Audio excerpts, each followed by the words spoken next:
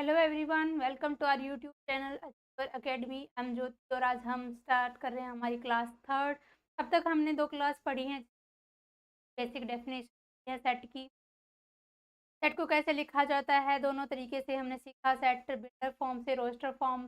उसके बाद हमने सबसेट के बारे में पढ़ा, सेट की टाइप्स डिस्कस की, finite, infinite, equal, equivalent set, singleton set और कुछ हमने पावर सेट का कॉन्सेप्ट भी पढ़ा और रिलेटेड क्वेश्चंस भी डिस्कस किए। उसके बाद हमने रिलेशन पढ़ा, रिलेशन की डेफिनेशन के टाइप डिस्कस किए और टाइप डिस्कस करने के बाद हमने लास्ट इक्विवेलेंस रिलेशन पढ़ा और इक्विवेलेंस रिलेशन के लिए क्या क्या कंडीशन, रिफ्लेक्सिव, ट्रांजिटिव और रिलेटेड सभी क्वेश्चंस हम डिस्कस कर चुके हैं। और आज हम स्टार्ट करते हैं हमारा फंक्शन। फंक्शन क्या है? कोई रिलेशन फंक्शन कब बन जाता है?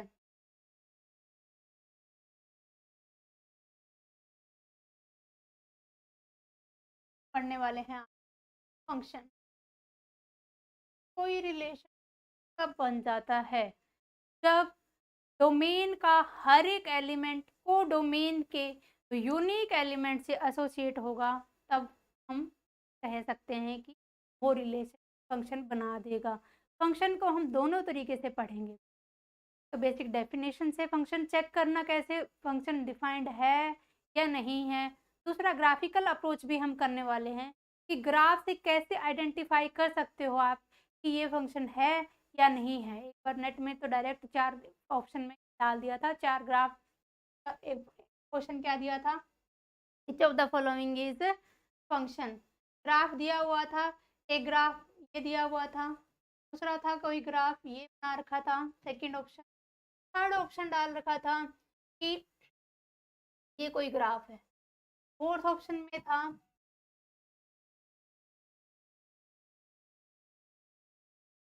ये ग्राफ। इन चारों में से कौन सा फंक्शन नहीं है ये पूछा था। अगर आपको ग्राफिकल अप्रोच पता थी तो आप डायरेक्ट क्या करते, एक लाइन ड्रॉ करके, कि एक line parallel to y axis, जो भी हम लाइन ड्रॉ करते हैं वो ग्राफ को ज़्यादा से ज़्यादा एटमोस्ट वंस कट करे, तभी वो फंक्शन होगा। तो ये फंक्शन नहीं है, ये भी फंक्शन है, ये भी फंक्शन है और फोर्थ ऑप्शन में जो दिया हुआ था वो भी फंक्शन है। तो विद इन सेकेंड सॉल्व होने वाला क्वेश्चन था, अगर आपको ग्राफिकल अप्रोच के बारे में पता है। अदरवाइज आप देखते ही रह जाते कौन सा ग्राफ किसका है, ये फंक्शन का है या नहीं। यानी कि अगर आप सोचने लग जाते ये पावर एक्स का ग्राफ है, ये स्ट्रेट लाइन का ग्राफ है, फिर देखते कि वो लाइन फंक्शन बनेगी। और अगर आपको ग्राफिकल अप्रोच पता है तो हम डायरेक्ट सॉल्व कर सकते हैं। तो ये तो है ग्राफिकल अप्रोच कि हम कैसे फंक्शन को चेक कर सकते हैं। उसके बाद डेफिनेशन क्या है फंक्शन की, जान लेते। रिलेशन फंक्शन है that a and b, let a and b be non-empty,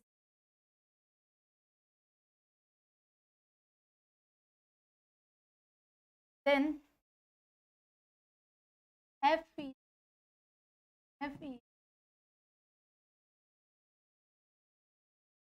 function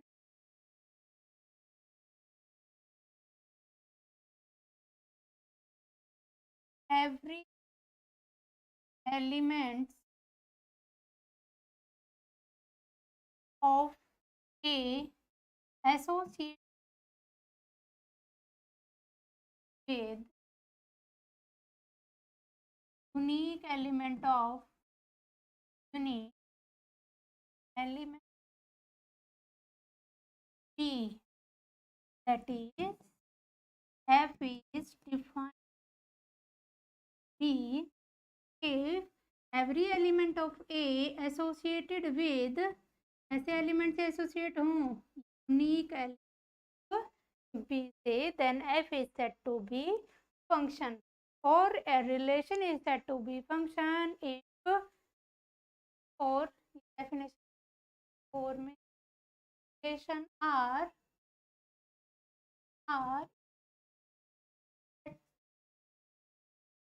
function every element domain, every element of domain associated with of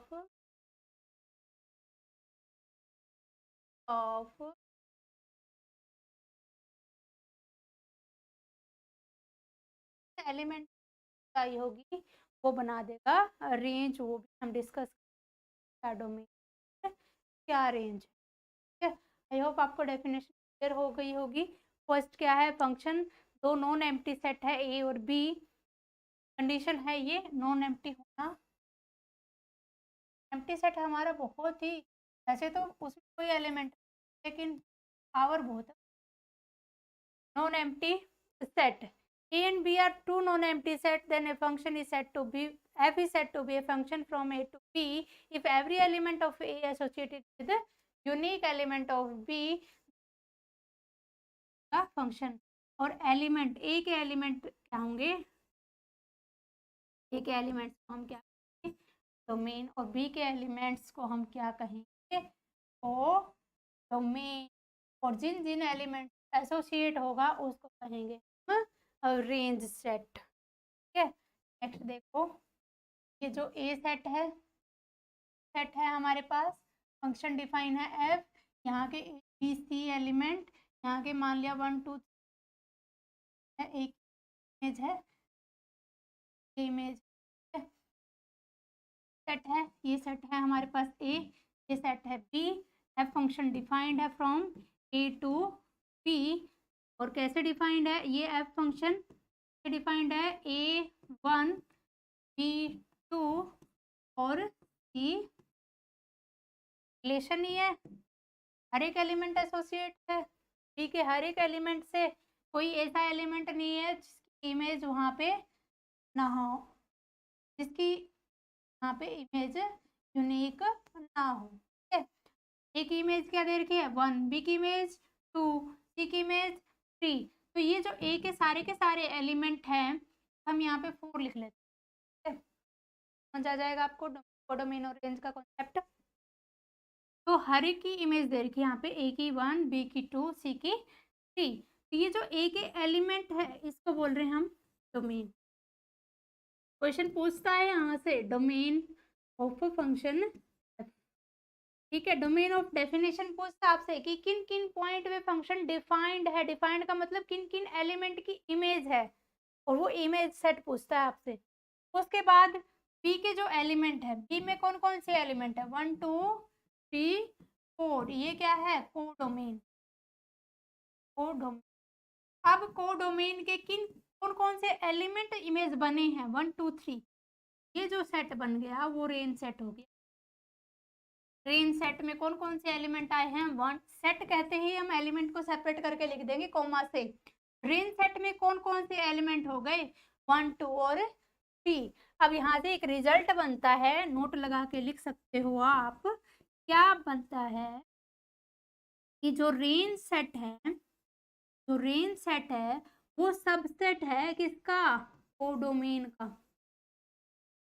कैसा सेट है वो, प्रॉपर भी हो सकता है, इक्वल भी हो सकता है। अगर हमने यहाँ 4 नहीं लिखा होता तो ये कोडोमेन में भी एलिमेंट 1 2 3 हो जाते, और रेंज सेट में भी एलिमेंट क्या हो जाते 1 2 और 3।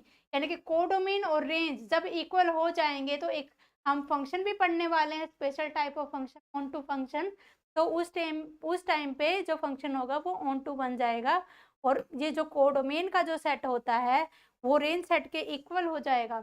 अदरवाइज सबसेट तो होता ही है। इक्वेलिटी अगर नहीं है, अगर इक्वेलिटी है तो ऑन टू हमेशा होगा, और अगर इक्वेलिटी नहीं है तो ऑन टू हम चेक करते हैं कि किस एलिमेंट की इमेज नहीं बना है वो। आई थिंक आपको डेफिनेशन, डोमेन का कॉन्सेप्ट और कोडोमेन का कॉन्सेप्ट और रेंज का कॉन्सेप्ट समझ में आ गया होगा। नेक्स्ट देखो क्या दिया हुआ है। अब अगर फंक्शन अब हमें ये क्वेश्चन भी पूछा जा सकता, ये क्वेश्चन भी पूछ सकता है कि यहाँ के हर एक, ये है फंक्शन एफ, यहाँ एलिमेंट है मान लिया 1 2 5, यहाँ एलिमेंट है 1 -1 4 6 7, यहाँ का एक एलिमेंट की ये इमेज है और इसकी ये इमेज कैसे दिया हुआ है कि 4 associated with 6, 5 is associated with 8, यानी कि एक फंक्शन दिया हुआ है हमें, ये सेट ए है, ये सेट बी है, फंक्शन डिफाइन किया हुआ है ए से बी, और वैल्यू क्या दे रखी है इस एफ एक्स की, वैल्यूज दे रखी है हमारे पास, 1 की इमेज दे रखी है 2, और 1 की इमेज दे रखी है 4, और 4 की इमेज दे रखी है 6, और 5 की इमेज दे रखी है 8, और पूछता है हमसे कि क्या ये फंक्शन डिफाइंड है या नहीं है। अब देखो 1 की image, every element of domain, every कहा है पहली बात तो, और हर एक एलिमेंट की इमेज नहीं, तो पहले ही रिजेक्ट हो गया। मान लो कि इसने दे रखी होती 2 की इमेज 7 दे, फिर 2 किससे एसोसिएटेड लिखा होता, वो एसोसिएटेड विद क्या लिखा होता यहाँ पे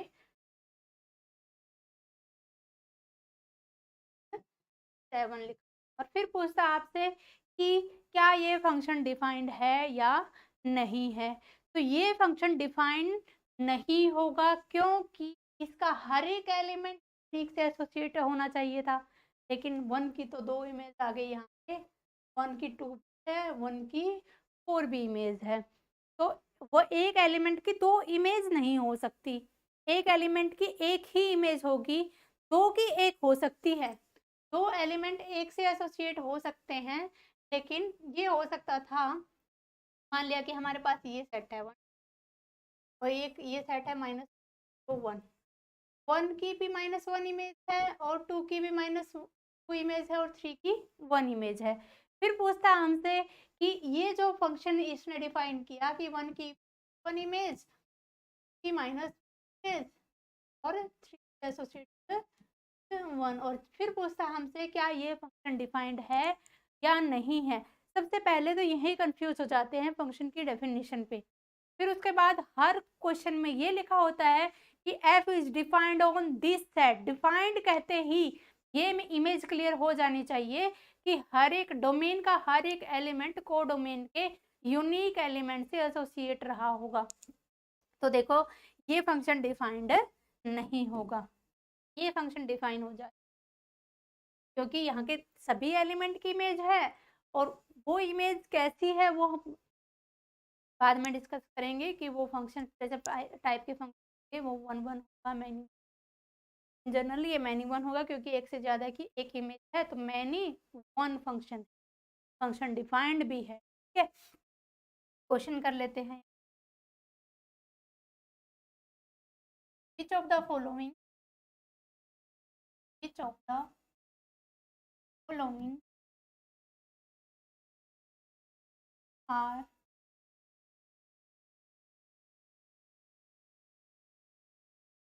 first option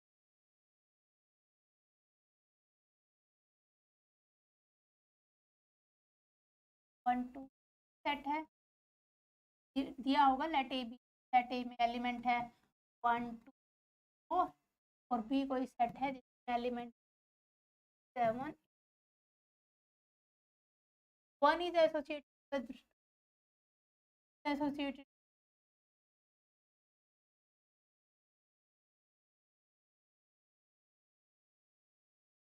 1 is associated with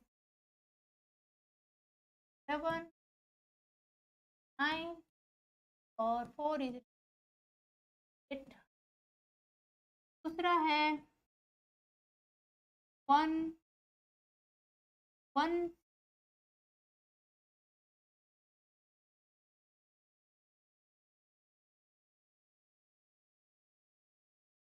2 9,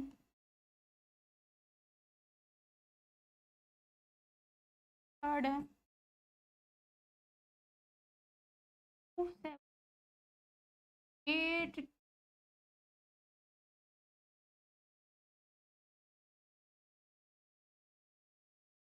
8 1 4th है 1 8 4 9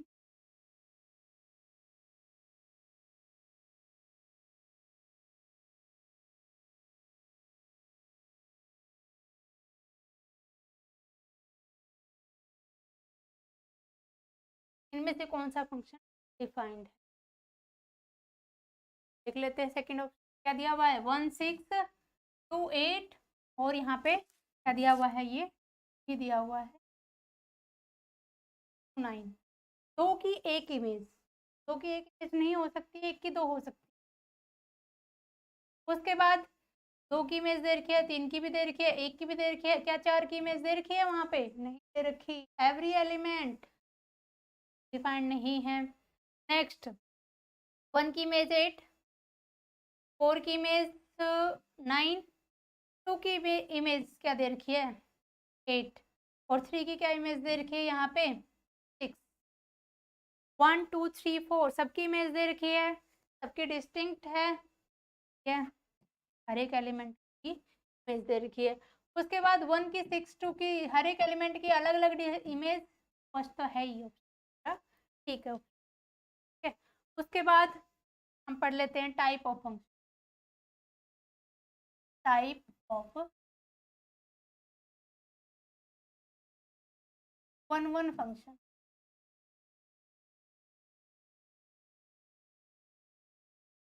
बेसिक डेफिनेशन क्या है 1 फंक्शन की, तो बुक्स में होती है डिस्टिंक्ट एलिमेंट है वो डिस्टिंक्ट इमेज।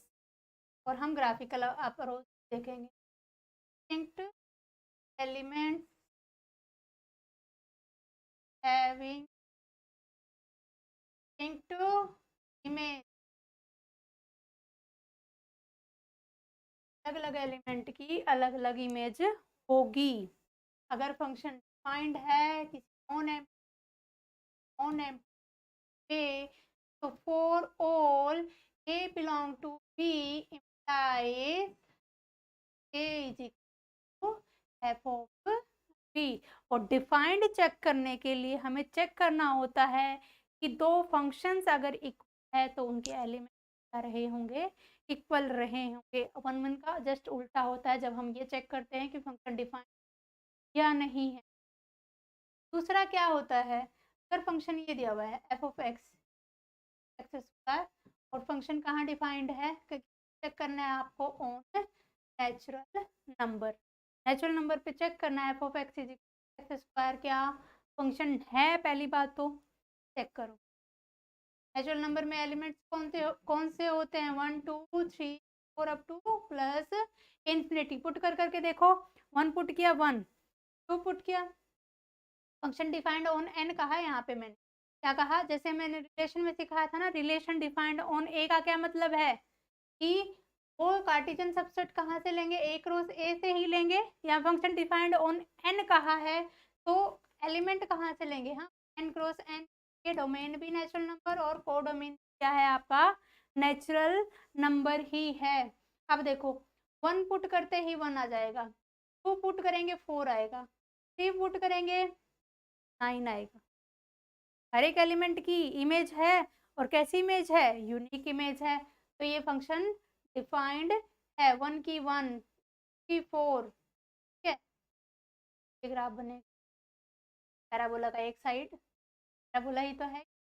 और अगर हम जैसे डोमेन चेंज कर दिया, डोमेन को क्या बना दिया, नेचुरल नंबर से रियल नंबर बना दिया, आर पे डिफाइंड कर लिया।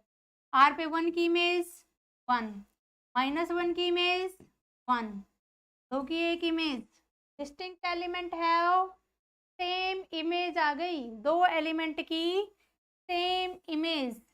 यानी कि x की वैल्यू -1 रखी और 1 रखी, लेकिन y की वैल्यू आई दोनों ही केस में एक आई है। ये ग्राफ ये था,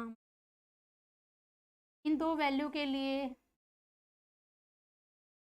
y की एक ही वैल्यू आ गई, फंक्शन नहीं होगा, एटमोस्ट वंस कट करना चाहिए।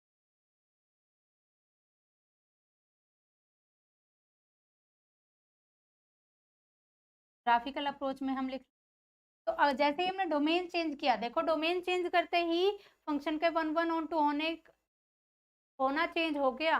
जैसे ही नेचुरल नंबर लिया, ये फंक्शन 1 1 है, this f is 1 1 on a natural number, लेकिन r पे क्या है, नॉट 1।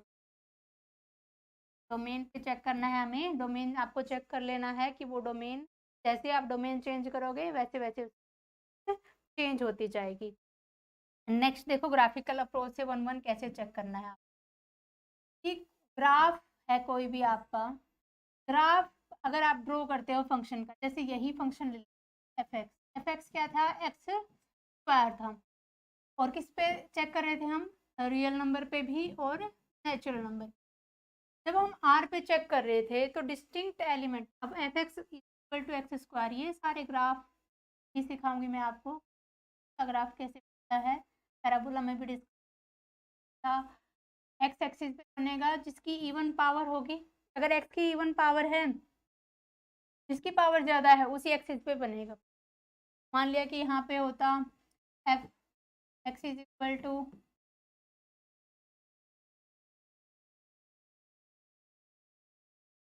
एक्स है, अगर क्यूब है अगर, या फिर f x is equal to x है, तो लाइन हो जाएगी लीनियर, तो ओरिजिन से पास करेगी।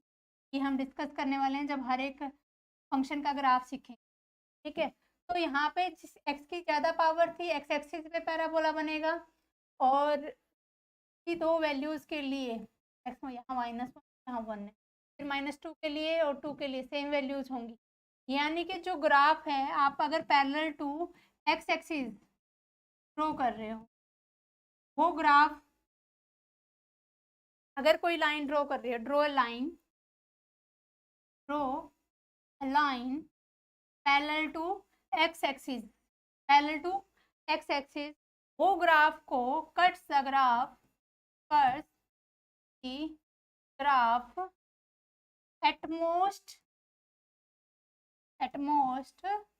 वंस, ज़्यादा से ज़्यादा, एटमोस्ट वर्ड पे एम्फेसिस किया हुआ है यहाँ पे, एटमोस्ट यानी कि ज़्यादा से ज़्यादा एक बार कट करे। अगर वो ग्राफ को ज़्यादा से ज़्यादा एक बार कट करेगी तो वो फंक्शन कैसा फंक्शन बन जाएगा, क्या हुआ है, 1 फंक्शन। इस केस में ग्राफ क्या बना था हमारा, ये ग्राफ बना था, कोई भी लाइन ड्रॉ कर लेते parallel to x axis, graph को ज़्यादा से ज़्यादा एक बार ही कट करती।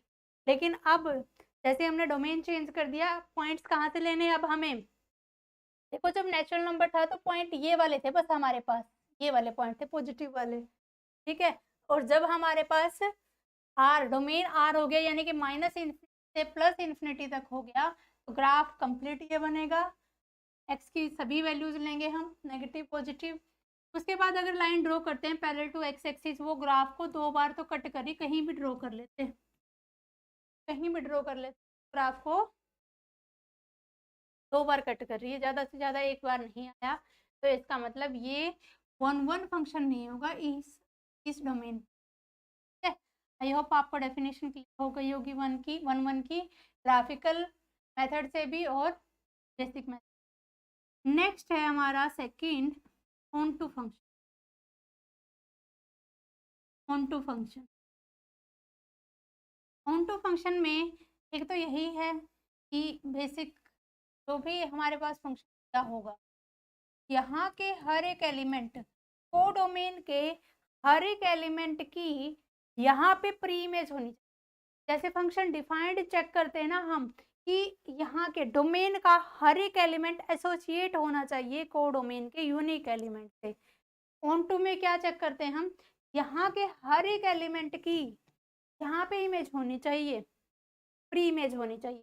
जैसे इसी क्वेश्चन को, ये था जो हमारे पास 1 की इमेज क्या आई थी, 1, 2 की इमेज 4, 3 की इमेज 9, एलिमेंट तो यहाँ पे 2 3 4 भी है। अगर हम 2 की चेक करते हैं यहाँ पे कि 2 क्या किसी की प्री इमेज बनेगा, क्या 2 कभी किसी की इमेज बनेगा, अगर हमारे पास डोमेन नेचुरल नंबर है। 2 कब आया होता, जब हमने x की जगह √2 पुट किया होता, √2 पुट करेंगे, स्क्वायर करेंगे, तभी 2 आएगा इस फंक्शन के अकॉर्डिंग। √2 पुट करते तो स्क्वायर करते तभी 2 आता, और तो कोई पॉसिबिलिटी नहीं थी।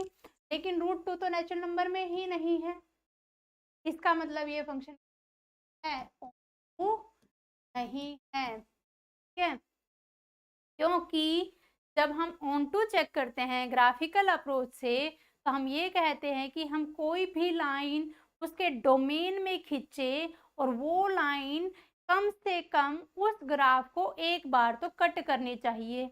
अब अगर हम लाइन ड्रॉ करते, यहाँ पे नेचुरल नंबर ये वैल्यूज भी है, डोमेन में तो हमारे पास ये सारी वैल्यूज है, लेकिन ग्राफ तो हम यहाँ भी ड्रॉ कर, लाइन तो हम यहाँ भी ड्रॉ कर सकते थे, और ये लाइन तो इसको एक बार भी कट नहीं, ये लाइन तो यहाँ भी ड्रॉ कर सकते थे, ये तो इसको एक बार भी कट नहीं कर रही है। तो ग्राफिकल अप्रोच से ऑन टू आपको कैसे चेक करना है, लाइन कैसे पैरेलल कैसे ड्रॉ करनी है आपको, draw a line parallel to x axis cuts the graph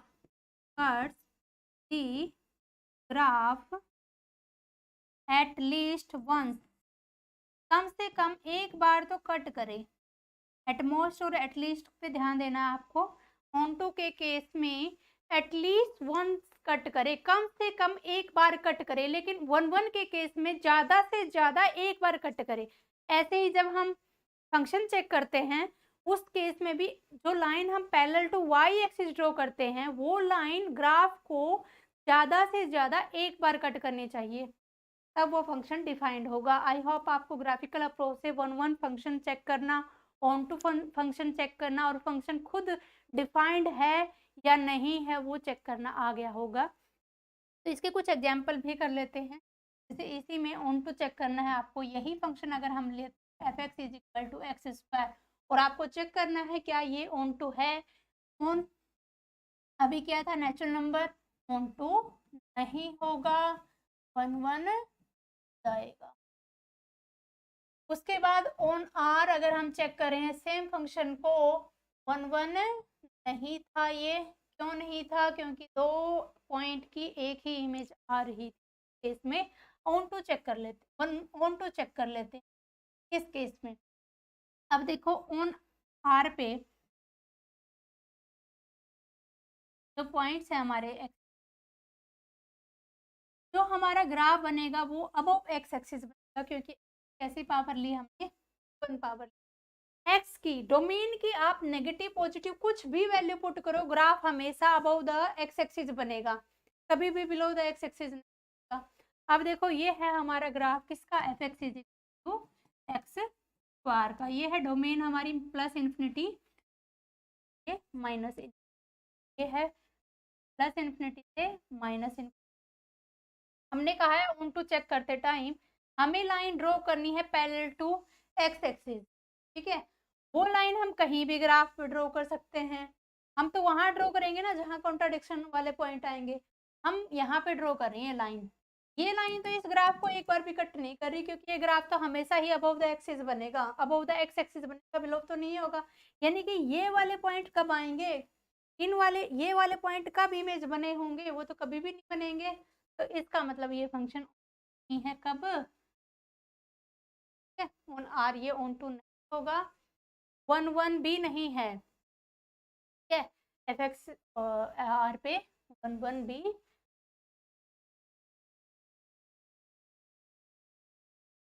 उसके बाद होल नंबर पे भी चेक कर सकते हो, और चेक करके कमेंट करना कि आप कर पा रहे हो या नहीं। होल नंबर पे चेक करना, रैशनल पे चेक करना, फंक्शन चेंज करके चेक करना। f(x) की जगह क्या रख लेते, x, सिंपल x, यानी y = x। ये कौन सा ग्राफ बनेगा, ये लाइन ओरिजिन से पास करती है। ठीक है, अब डोमेन देख लेना, डोमेन चेंज कर करके नेचुरल नंबर पे। डोमेन अगर नेचुरल नंबर है यानी कि 1 से स्टार्ट होंगे, ग्राफ कहाँ से शुरू होगा, यहाँ से शुरू होगा आपका। ओके, ग्राफ यहाँ से स्टार्ट होगा, ये वाला ग्राफ होगा, डिफाइंड भी है। अगर आप ऐसे लाइन ड्रॉ करोगे एक बार ही कट करेगी, line parallel to x axis करोगे एक बार ही कट करेगी। ऑन टू है अगर, तो अब ये वाले पॉइंट्स आएंगे क्या, कभी नहीं आएंगे, नेगेटिव आएंगे, कभी नहीं आएंगे, क्योंकि नेचुरल नंबर में डोमेन में पॉइंट्स तो 1 से स्टार्ट होंगे, 1 आएगा, 2 आएगा, 3 आएगा, 4 आएगा, लेकिन कभी -1 नहीं आएगा, ये वाले पॉइंट।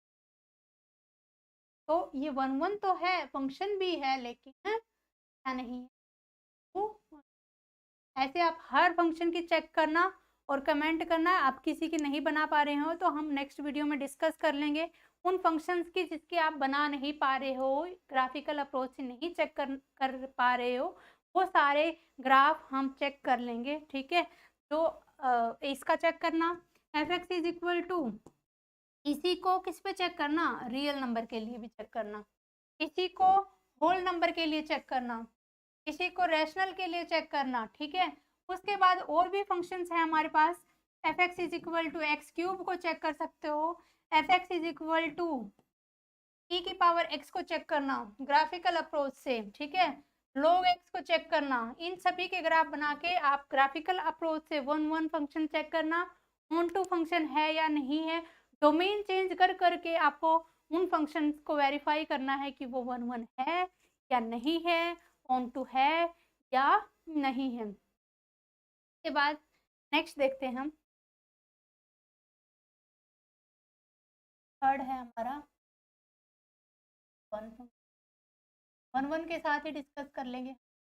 तो एनी1 में क्या होगा, जैसे कि हमने वहाँ डेफिनेशन करते टाइम भी डिस्कस कर लिया था कि डोमेन के एक से ज़्यादा एलिमेंट की कोडोमेन में सेम इमेज होना। जैसे कि अगर कोई फंक्शन ए से बी डिफाइंड है, फंक्शन डिफाइंड है from A to B, f(x) क्या दिया हुआ है, ए सेट है जिसमें एलिमेंट है 1 2 3 4, बी सेट है जिसमें एलिमेंट है 1 2, 1 एसोसिएटेड विद 1 है, 1 एसोसिएटेड विद 2 है, 2 एसोसिएटेड विद 3 है, 3 एसोसिएटेड विद 1 है, ठीक है। ये दिया हुआ, ये फंक्शन डिफाइंड है या नहीं है, पहले तो ये चेक करना है।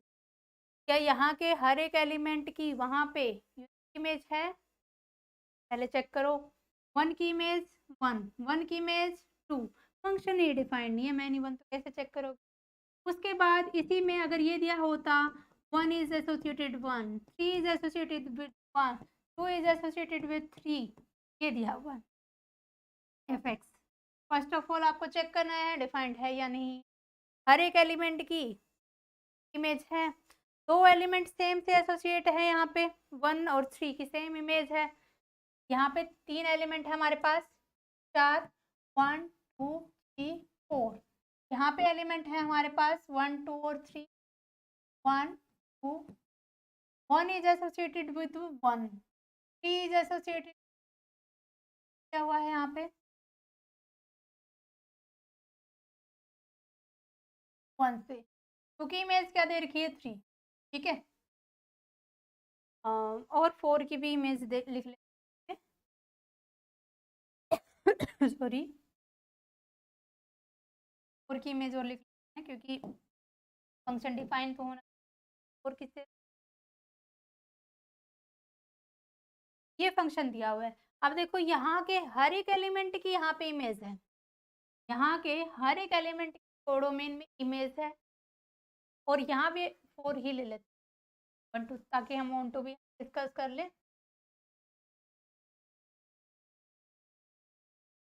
1 2 4 ही एलिमेंट है। अब देखो फंक्शन डिफाइंड, दूसरा अगर हम ये ले लेते फंक्शन डिफाइंड, 1 की इमेज 1, 3 की इमेज भी 1, ऐसा नहीं हो सकता कि 1 की 2 इमेज हो जाए, लेकिन यहाँ के 2 एलिमेंट की वहाँ एक इमेज हो सकती है, और ऐसा है वो हमारा फंक्शन मैनी 1 होगा। उसके बाद देखो इनटू, फोर्थ है हमारा into function, into function. Into में क्या होगा कि यहाँ के हर एक एलिमेंट की क्या होती है यहाँ पे प्री इमेज, किसमें ऑन टू में। जब कभी भी यहाँ पे कोई एलिमेंट ऐसा छूट जाए कोडोमेन में जिसकी प्री इमेज ना हो डोमेन में, तो उस केस में वो फंक्शन जाएगा इनटू। तो जो मैंने आपको फंक्शन दिखाए हैं f x is equal to x square, f x is equal to x, f x is equal to e power x, f x is equal to log x, इन सभी के डोमेन चेंज कर करके natural number, whole number, real, rational, irrational, integer, ये change कर करके आपको इन सब के वन वन चेक करने हैं, ऑन टू चेक करने हैं। नेक्स्ट क्लास में हम डिस्कस करेंगे और मैं फिर से ये लिखवाऊंगी, आपको रिजल्ट भी लिखवाऊंगी कि वो f x is equal to x square है तो वो वन वन है, ऑन टू है, टू है, किस डोमेन पे वन वन है, किस डोमेन में टू है, किस डोमेन में इनटू है, किस डोमेन में मैनी वन बन जाएगा। ठीक है, तो पहले आपको ट्राई करना है, खुद आपको ट्राई करना है, कमेंट करना है कि आप कर पा रहे हो, बना पा रहे हो फंक्शन को, बता पा रहे हो वन वन ऑन टू है या नहीं है। ग्राफिकल अप्रोच से, बेसिक अप्रोच से आपको कहाँ प्रॉब्लम आ रही है, ड्रॉ करने में आ रही है, ग्राफ ड्रॉ करने में आ रही है, या आप नहीं कर पा रहे हो वो लाइन ड्रॉ और चेक नहीं कर पा रहे हो, वो सारी डिफ़िकल्टी आप मुझे बताओगे, हम नेक्स्ट क्लास में वो करने वाले हैं। ठीक है, अब कुछ स्पेशल टाइप के फंक्शंस हम डिस्कस कर लेते हैं। फर्स्ट है special type of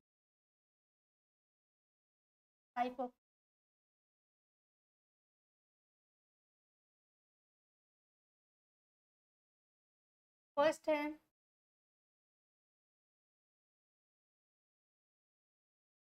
first function greatest integer test,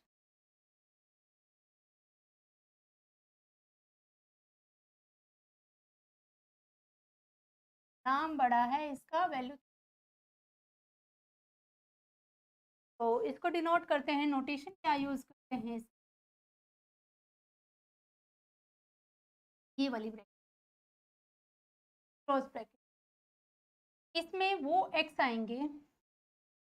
अगर ये x इंटीजर है, इंटीजर में एलिमेंट कौन से होते हैं, 0 1 2, ये और नेगेटिव वाली वैल्यू हमारी किस, ठीक है।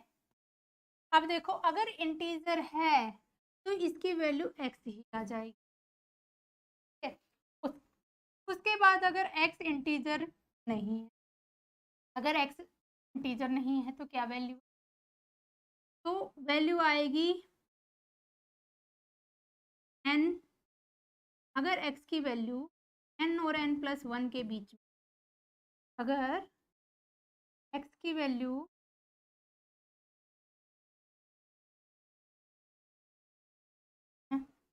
नोटेशन को क्लोज ब्रैकेट से लिखेंगे, इंटीजर है तो x ही आ जाएगा, अगर x है तो, इंटीजर नहीं है तो x की वैल्यू दो नंबर के बीच में हम होगी, हम चेक कर रहे होंगे तो कौन सी होगी,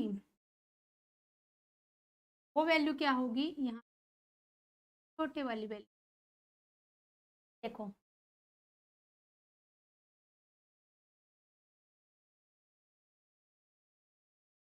x होगा, अगर x, अब देखो अगर हमारे पास है वैल्यू 1 पॉइंट, तो चेक करना है ग्रेटेस्ट, तो इसकी वैल्यू हो जाएगी, ठीक है, लाइन पे चेक कर लेते हैं, 1 है, 5 माइनस 0 और 1 के बीच में, देखो 1, अगर 1 पे चेक करते हैं इंटीजर है तो 1, 2 पे चेक करते हैं इंटीजर है, इंटीजर होते कंप्लीट नंबर, हम ग्रेजुएशन तक कर जाते हैं, कुछ बच्चों को ये पता होता था, सारी होती वहाँ पे क्लास में, कॉलेज में, तो उन बच्चों को ये नहीं पता होता था कि इंटीजर नंबर कंप्लीट नंबर होते हैं, तो अगर 1 पे ग्रेटेस्ट इंटीजर चेक कर रहे हैं हम तो 1 ही आ जाएगी वैल्यू, कंप्लीट नंबर होते हैं इंटीजर, ये होता है इंटीजर का सेट जिसमें 1 है, 1 के बाद 2 है, 2 के बाद 3 है, बीच के नंबर नहीं लेते हैं हम, तो वो ये नहीं बता पाते थे कि 1.9 क्या है, इंटीजर है या नहीं है, ठीक है। 1.9 इंटीजर नहीं है, अगर आपको इसका ग्रेटेस्ट इंटीजर नंबर बताना है कौन सा आएगा तो वो छोटे वाली वैल्यू आएगी, वो आएगी 1, ठीक है, क्या हो जाएगी 1 हो जाएगी, ये होते हैं कंप्लीट नंबर, 0 होता है, 1 ना फिर 2, बीच के नंबर नहीं होते हैं, ठीक है। तो जब भी हम कंप्लीट नंबर पे चेक कर रहे होंगे तो कंप्लीट नंबर ही आ जाएगा, उसके बाद अगर यहाँ पे 3.4 होता, इसकी वैल्यू क्या होगी, ग्रेटेस्ट इंटीजर 3.4 की वैल्यू आ जाएगी 3। उसके बाद अगर नेगेटिव में हम बात करते हैं, -2.6 की वैल्यू क्या होगी, -2.6 की वैल्यू होगी -3, छोटे वाली वैल्यू एक ऐड करके लिखना है आपको, ठीक है। तो ये होता है ग्रेटेस्ट इंटीजर फंक्शन। इसका दूसरा नाम भी है स्टोर फंक्शन। स्टोर फंक्शन कहते हैं कि बड़ी वाली वैल्यू नहीं आती इसमें, छोटे वाली वैल्यू है हमें, ठीक है। नेक्स्ट है लिस्ट इंटीजर फंक्शन। इसको स्पेलिंग, नाम तो छोटा है वैल्यू बड़ी है, इस list integer function. List integer function को हम डिनोट करते हैं इस वाली ब्रैकेट। अगर सेम वही, अगर ये नंबर है हमारा इंटीजर, अगर ये नंबर है हमारा इंटीजर,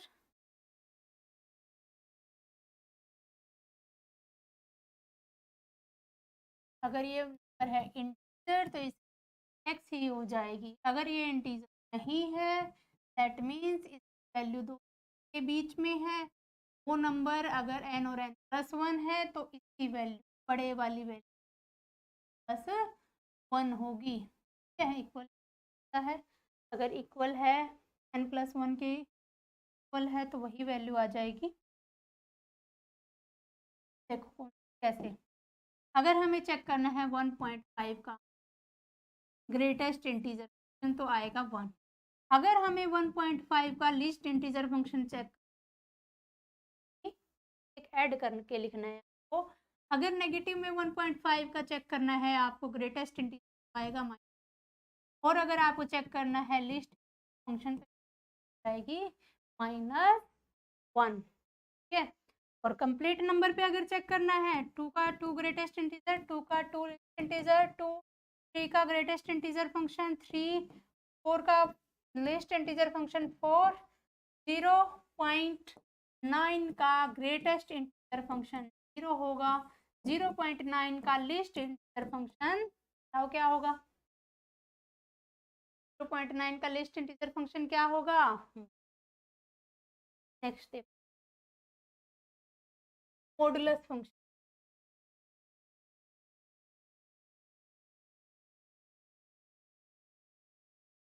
मॉडुलस फंक्शन x की वैल्यू 0 है तो 0 आ जाएगी, x की वैल्यू लेस देन है अगर 0 से -1 और x इज ग्रेटर देन 1 है तो, ठीक है। उसके बाद है सम फंक्शन, उसके बाद है बिग फंक्शन,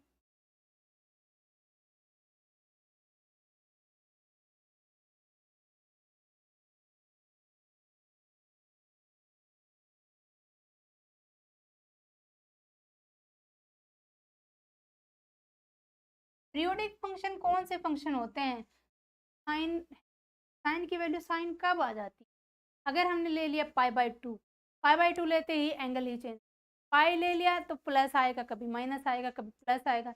जैसे ही हम 2π लेंगे ना तो साइन 2π प्लस थीटा लेंगे तो वही वापस आ जाएगा। यानी कि fx में हम पाई ऐड कर देते हैं और पाई को हम टी, क्योंकि हम टाइम इंटरवल की बात करें यहाँ पे, तो टी करते ही वही आ जाए तो इस फंक्शन को fx को हम क्या कहेंगे, पीरियोडिक फंक्शन कहेंगे। अगर उसमें t ऐड करने से वही फंक्शन आ गया तो अब ये t उसका क्या कहलाएगा, पीरियड कहलाएगा। क्या कहलाएगा, पीरियड। साइन और कोस के लिए पीरियड होगा, साइन और कोस के लिए पीरियड होता है पाई।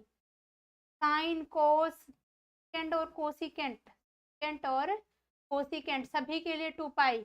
कोट x और टेंजेंट x इन दोनों के लिए होता है पाई। और अगर आपको पीरियड निकालना होता है साइन ax का तो वो होता है 2π/, ये कर देते हैं हम इसका मॉडुलस, ठीक है। ऐसे ही साइन का निकालते हैं आप, कोस ax का या कोस bx का निकालते साइन तो क्या हो जाएगा 2π/, क्योंकि पीरियड 2π है उसके साथ इस जो भी एंगल यहाँ पे मान लिया कि आपको आपसे पूछ रखा होता साइन 4x का बताओ तो क्या हो जाएगा 2π/4 हो जाएगा। ऐसे ही अगर आपसे पूछा टेंजेंट 3x का बताओ क्या आ जाएगा, पाई बाय 3 हो जाएगा।